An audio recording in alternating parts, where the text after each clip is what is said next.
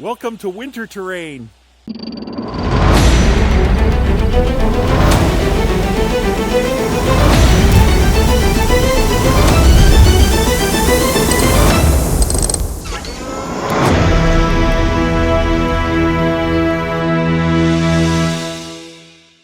Welcome to Series 4 of the GameSmith, and in this episode we're going to start our winter terrain series by dealing with LED ice crystals.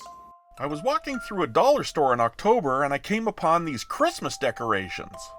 Apart from the fact that the Christmas decorations were out in October, it was these icicle decorations that actually caught my attention.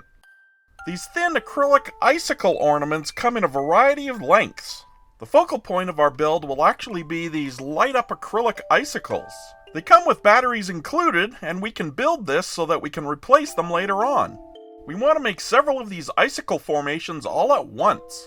While these acrylic decorations come in a few different sizes, we can actually cut them to meet our needs. The LED icicles are a round shape compared to the flat shape of the decorations. This will actually help with the diffusion of light inside the plastic. Before we begin, I want to make sure that the icicle works properly. We unscrew the bottom and put the batteries in, and reattach the silver cap, slowly twisting until the icicle lights up. I'll turn off one of my camera lights to see if we can get a better view of the glowing effect. I totally want to add a lightsaber sound effect here. Next, we're going to use some metal washers for our base in order to add some weight to the bottom of our build. I think one will do the job, but you can always stack them together if you want or need to.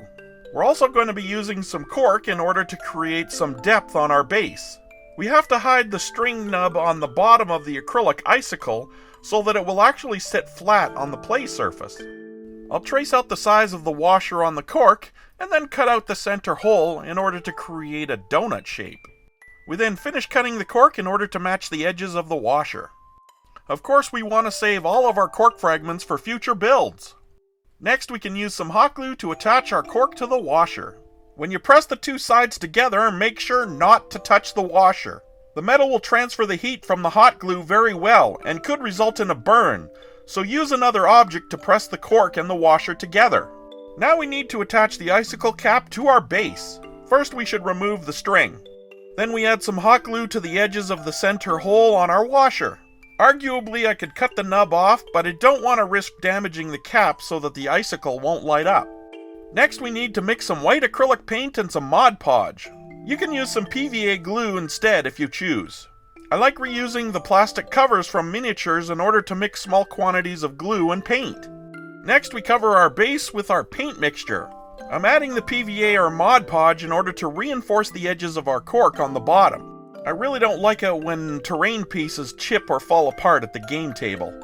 I can put the leftover paint and Mod Podge in a sealable bag like a Ziploc in order to use it later. Once the first coat is dry, we'll add a second in order to completely disguise the silver of the washer and the icicle cap. I'm also going to add some light blue in order to give the base a snowy appearance. I'm not really trying to create a snowy blue highlight, I just want to blend the two colors together. I also found these acrylic crystals or treasure gems at the dollar store. These are the same variety we used in our crystal formations video from Series 1. I'll put a link in the corner for you if you'd like to check it out.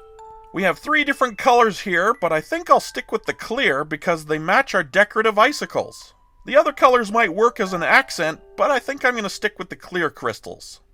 Next, because I'm paranoid, I want to make sure our crystal icicle still lights up. I'll return the batteries to the icicle and attach it to the base and... huzzah! Now we can proceed. Now we want to remove the ends of our decorative icicles. I'll use a pair of pliers in order to snap the plastic near the end. I want to remove more than just the string and the ring. We can also create different lengths in order to use on our build. I want to create a variety so all our ice crystal formations don't look the same. Now we can start gluing our decorative treasure gems and our icicles to our base. We can use some hot glue on the base and just put a few icicles in place. Now it's very important that you do not, and I'll say it again, do not let the hot glue rise above the lip of the central ice crystal. If that happens, you'll glue the main icicle in place, which will prevent you from twisting it into the cap, which in turn will not allow the LED to light up, which is the point of the build. So remember, no glue above the lip of the LED cap. Now back to our icicles, you may have to hold them in place a few seconds or blow on the joint in order to secure the bond. I have a small fan blowing into my workspace so that the hot glue will harden more quickly. Don't forget to add your treasure gems to help hold up your icicles or fill in the large gaps on your base. I suggest your builds vary in shape and the number of icicles you place on them. I'm actually building 8 of these, so I don't want them to all look the same. I'll test my LED icicle again and make sure I can turn it. As long as I can remove the main icicle, I can replace the batteries as I need to. For our final step, I want to use this Crafty Kids Metallics brand glitter glue that I found at the dollar store in order to add an icy shine to our ice crystals build. Any brand of glitter glue will do, but I like this brand because of the iridescent or pearlescent glitter. We only want to add it to the bottom in order to put a shine on our muted blue and white base. You'll want to use an old and ragged brush for this step. I suggest that you liberally spread it all over your base and your large treasure gems. I chose not to spread the glitter over the entire build as a time-saving measure. Once the glitter glue dries in an hour or so, our LED ice crystals are complete. I think these LED icicles could be used for all manner of terrain and effects. You could use these as scatter features or spell effects, icy explosions that freeze in place, or strange alien plants, or even objective markers.